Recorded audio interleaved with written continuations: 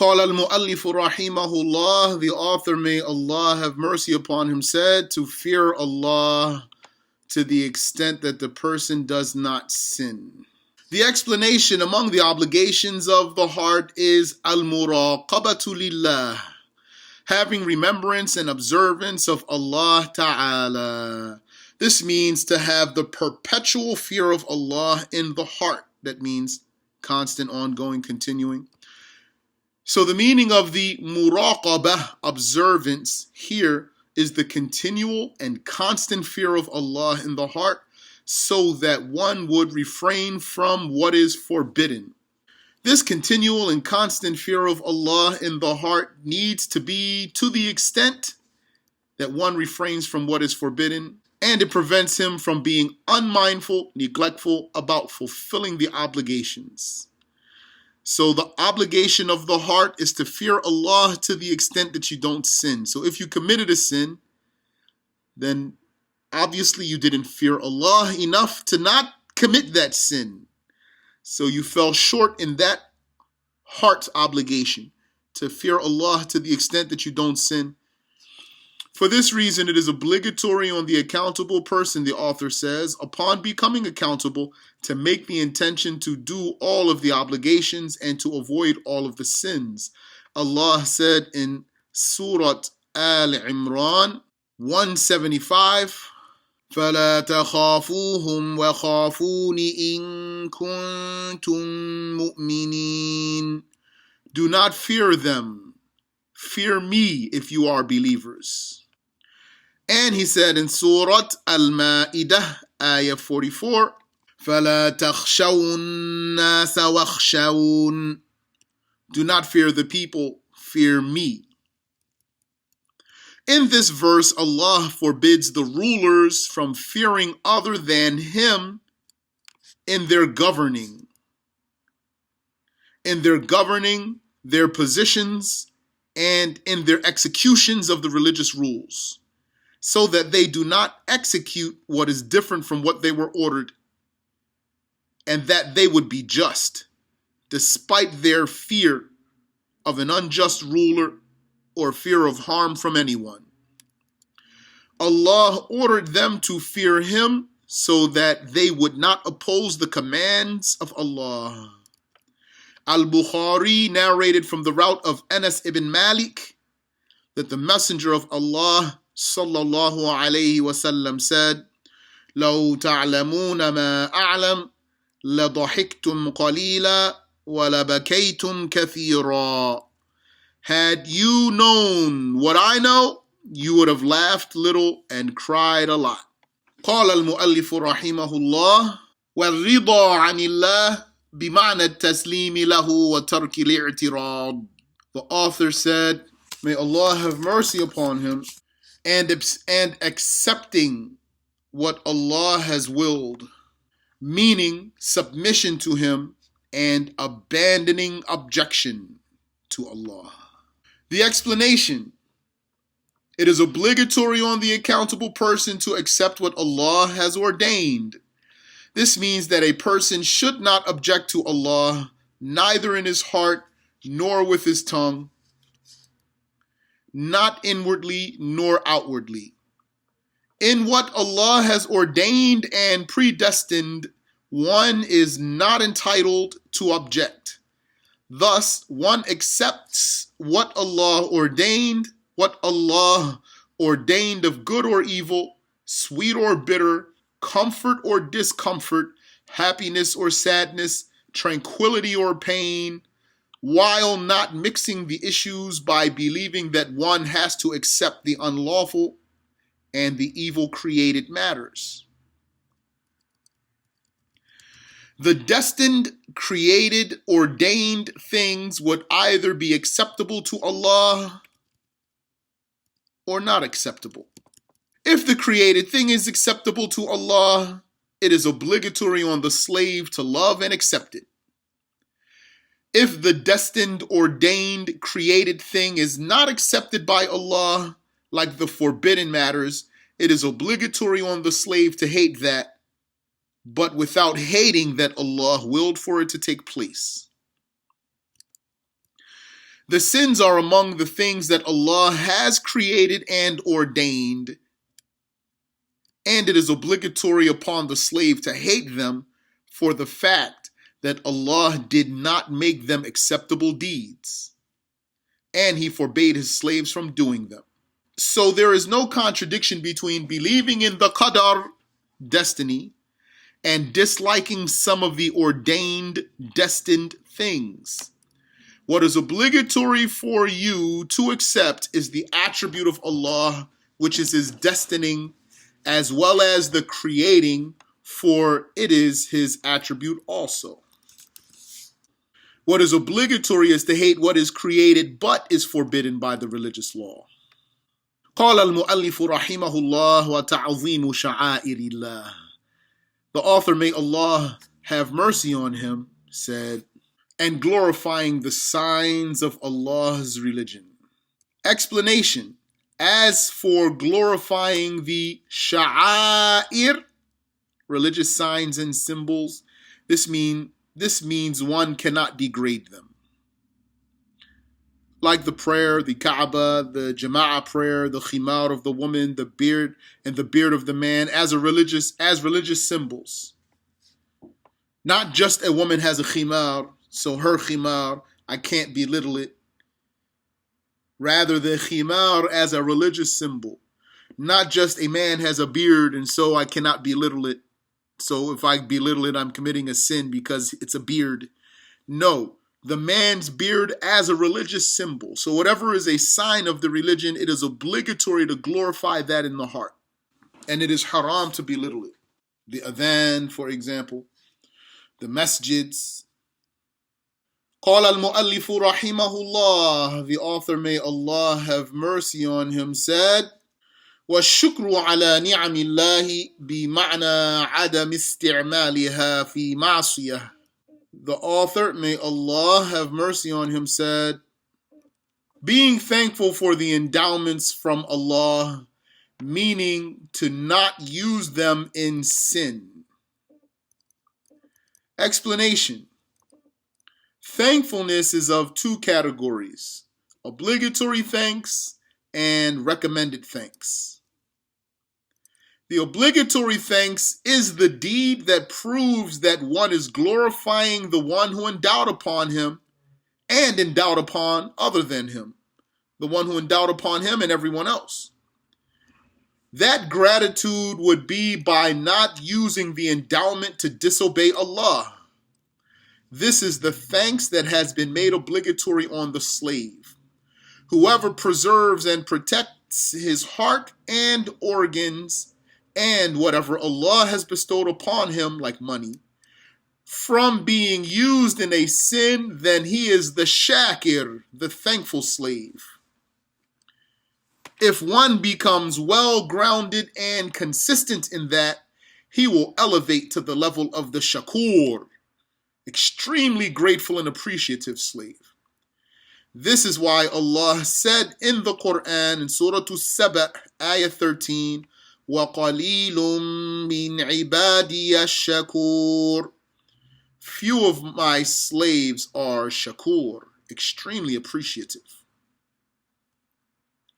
This means that the shakur, the extremely appreciative slave, is scarcer in existence than the shakir, the thankful slave, who is lower in rank than the shakur. The recommended thanks is the praise of Allah that proves that Allah is the one who gave the endowment and was generous to the slaves by giving them endowments that they cannot encompass, meaning that they cannot count. If they start counting them, they won't be able to stop counting them. Shukr, thanks, is also religiously used to refer to the reciprocation for a goodness that was extended. Shukr, thanks, is also religiously used to refer to the reciprocation for a goodness that was extended, i.e., for the good things that a slave does for another. Reciprocate means to do something back for him. This is the meaning of the famous hadith narrated by At-Tirmidhi. in his Sunan, "Man lam yashkurin nasa lam yashkurillah. Man lam yashkurin nasa lam yashkurillah." Whoever did not thank the people did not thank Allah. This hadith means that for one to be completely thankful to Allah, he needs to be thankful to the people also. Thanking the people would be by returning the favor done to them, supplicating for them, and the like. The author, may Allah have mercy upon him, said, and patience in performing what Allah made obligatory.